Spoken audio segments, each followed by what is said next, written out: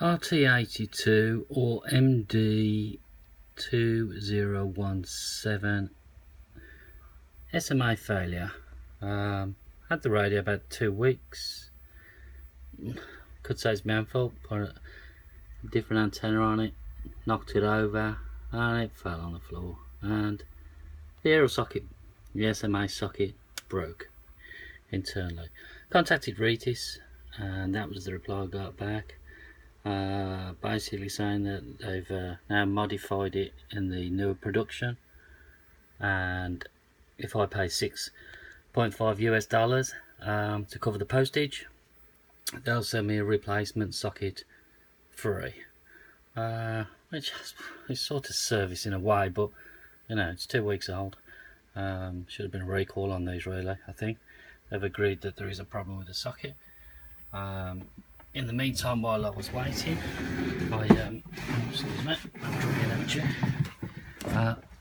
I did a quick temporary bodge and fix,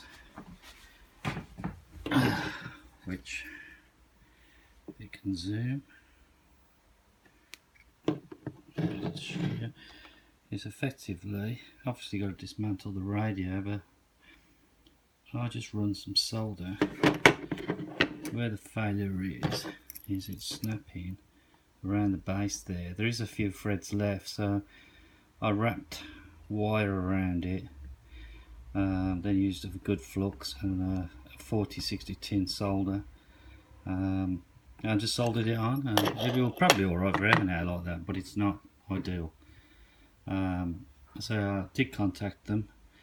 It took about 8 or 9 days for the socket to arrive because I'm in the UK, and this is what they sent me.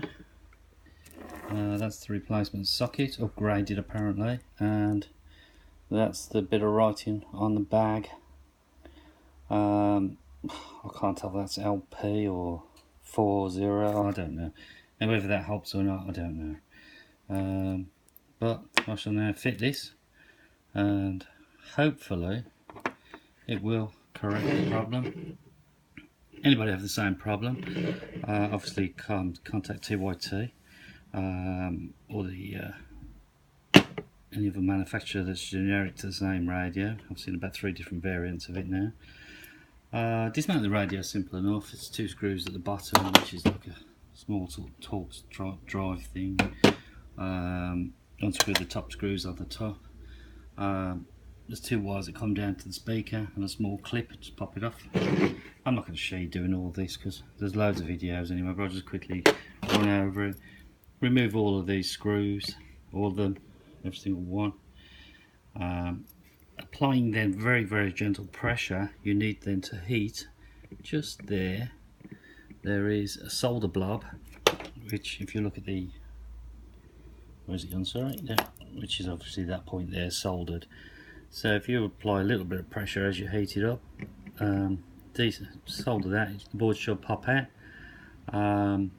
Clear out the hole with a braid or a solder sucker, and reversal of the assembly.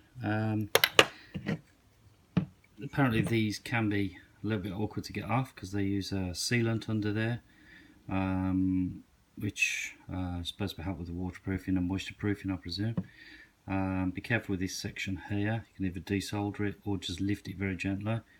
Rather than that, it shouldn't be a major problem to do, but already that's 2 weeks old really. I don't really want to be taking it apart and having to do all this, but if you got it, you got it. But that temporary fix got me through the last 2 weeks. No problems at all. So best of luck, 73s. I hope you don't have the same problem, because apparently the new batch, it's been corrected, but this is one of the first ones that came out.